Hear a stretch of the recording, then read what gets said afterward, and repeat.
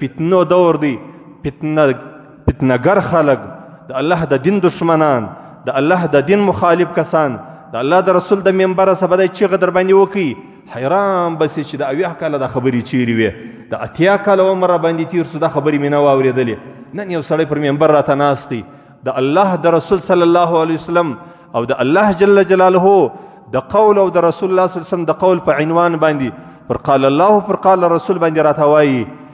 څوک به درته وایي چې تراویح مه کوه، څوک به درته وایي سرسایه مه ورکوه، څوک به درته وایي چې د لمونځ دونه مهم نه دی، څوک به درته وایي چې رکعتونه بیا چیرې وه، څوک به بیا درته وایي اعتکاف چې شي دی د خلکو له ځانه جوړ سوی شی دی. په دې مابینځ کې و هغو کسانو ته چې هغه د قوم په نامه باندې موږ او تاسې سره راټولوي او موږ ته دا مزاج او فکر راکوي چې موږ پښتانه یو، موږ د دې وطن خلک یو.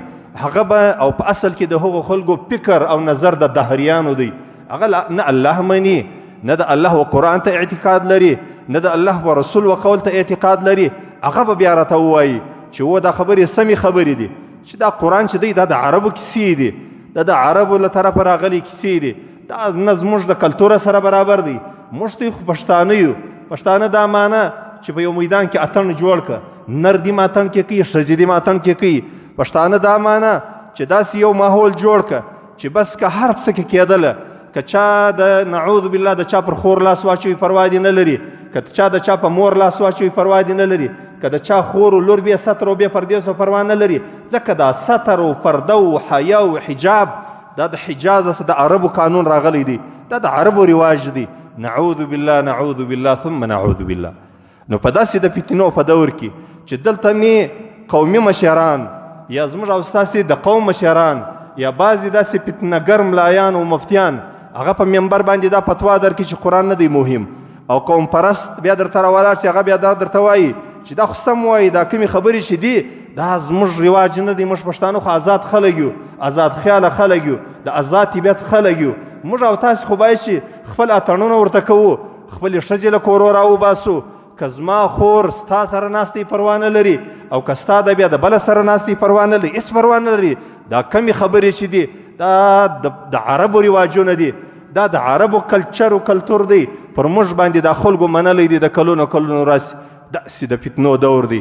دا نو دی خبرې دي چې هر یو په موږ او تاسو کې لس وارې اورېدلې دي، او دا نو دی خبرې دي چې دا نیټ اوس دی شی سو چې د هر چا د خپله خبره دا محفوظه وي، څوک یې درته ښکار کوي چې دا دی دا د سړي خبرې دي. نو زما ورونو په داسې دور کې، داسې د فتنو په دور کې رسول الله صلی الله علیه وسلم چې وفات کېدی ویل دوه شیان مې درته پرېښتي دي. یو په دوه شیانو باندې که مو لاس ټینګ کړي نو د الله جل جلاله په حضور کې په حوض کوثر به موږ ورته سره مخامخ سو، او که مو دا دوه شیان نه کړه ټینګ، په دې دوه شیانو باندې مو خپل لاس نه کوي ټینګ او د ځان دپاره مو دا یو مهم شی نه وبلي، بیا به نو ستاسې لاره جلای نعوذ بالله د جهنم.